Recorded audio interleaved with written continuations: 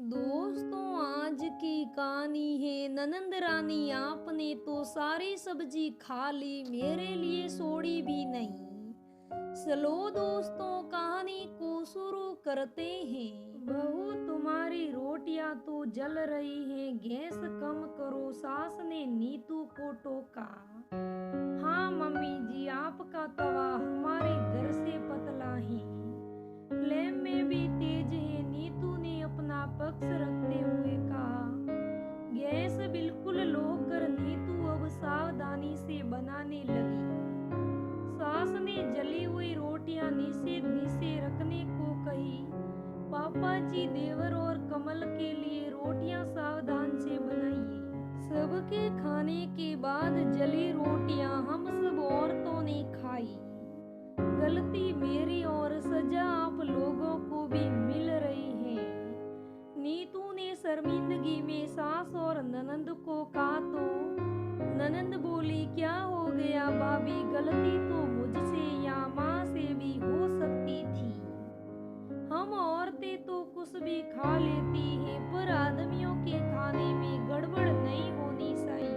नीतू को थोड़ा अजीब तो लगा, पर अभी ससुराल में नहीं थी, सवाल करना सही नहीं समझा।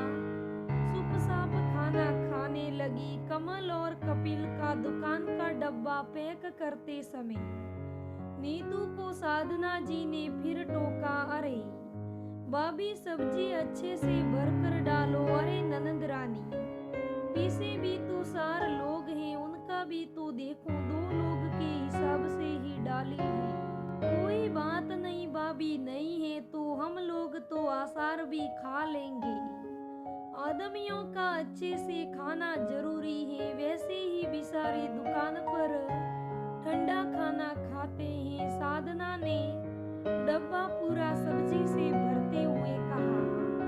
नीतू फिर चुप रह गई। मम्मी पापा जी को सब्जी देने के बाद एक जने की सब्जी रही। नीतू समझ गई थी, आदमियों के लिए औरतों को समझौता करना होगा। जब औरतों में समझौता करने की बात आएगी तो बहू को ही भूखा रहना होगा।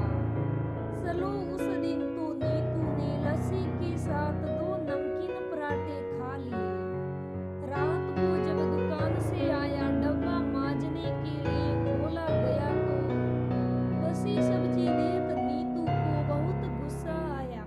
उसने साधना और सास को दिखाया। साधना बिना किसी प्रक्रिया के बड़ी ही सहजता से वो सब्जी बाहर फेंक आई। नीतू ने ये सब अपने घर में नहीं देखा था। उसके घर में उसके माता पिता दोनों बहनें साथ बैठकर खाते थे। कभी कुछ कम पड़ जाता तो सारों लोग समझौता कर लेते या कुछ और बना लेते, परंतु कभी ऐसा भेदभाव नहीं देखा। आदमियों को उनकी जरूरत से ज्यादा ठूस कर दिया जाता, भले औरतें पीछे भूखी रह जाए। नीतू ने कमल से बात करी। क्यों जी, सब्जी अच्छी बनी थी, इतनी बसा कर लाए नहीं? कपिल को छोले कुलचे का मन था, वो ले आया। फिर गर्मा गर्म छोले कुलचों के सामने ठंडा खाना किसे अच्छा लगता। सो सब्जी बस गई। नीतू उस समय तो चुपचाप सो गई, पर उसने मन ही मन परिवर्तन की सोच ली थी। अगले दिन नीतू ने सब्जी थोड़ी ज्यादा बनाई तो बस गई। फिर सासू माँ की बोए तन गई। नीतू सोच के परेशान थी कि करे तो क्या करे। उसके घर में बसी हुई सब्जी मेड को दे दी जाती थी, पर ससुराल में बेटे अगर सब्जी बसा कर लाए तो ठीक, बहू से ज्यादा बन जाए तो वेस्टेज। एक दिन पापा जी पानी पूरी लाए। साधना से रहा न गया, उसने खाना शुरू कर दिया। सासू माँ फिर टोक दी, भाइयों के लिए रखी हो। बिसारी के मुंह में जाती जाती पानी पूरी रुक गई। एक रात नीतू सोच रही थी, या तो भेदभाव की प्रकृष्टा है, कमल से बात करके देखो या खुद कोई हल निकालो। 1-2 दिन की तो बात है नहीं, उम्र भर यही रहना है। ससुराल का तो पूरा गड़बड़ है, कुछ तो करना पड़ेगा।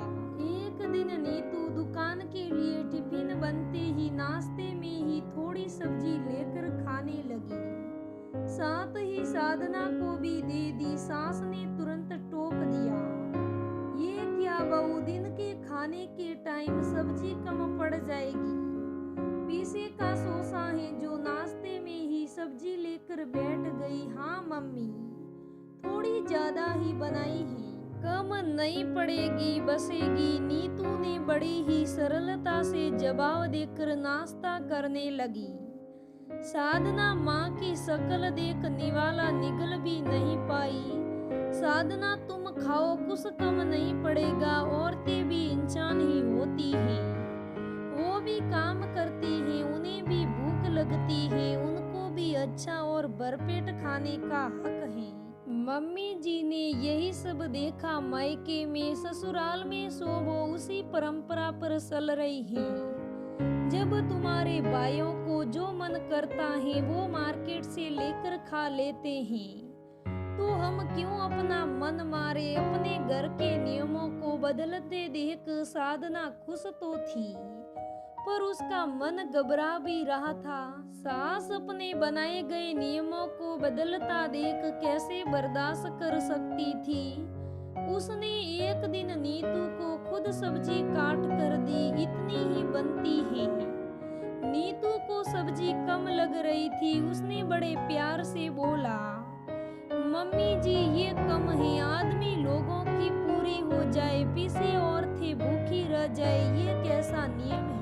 आदमियों का मान सम्मान तुम कहाँ से समझोगी, घर में ठहरी सारी औरतें। अब बात नीतू के मायके की थी, तो तकलीफ होने का स्वाभाविक था। हाँ मम्मी जी, सब औरतें हैं, तभी तो पता ही नहीं चला भेदभाव क्या होता है।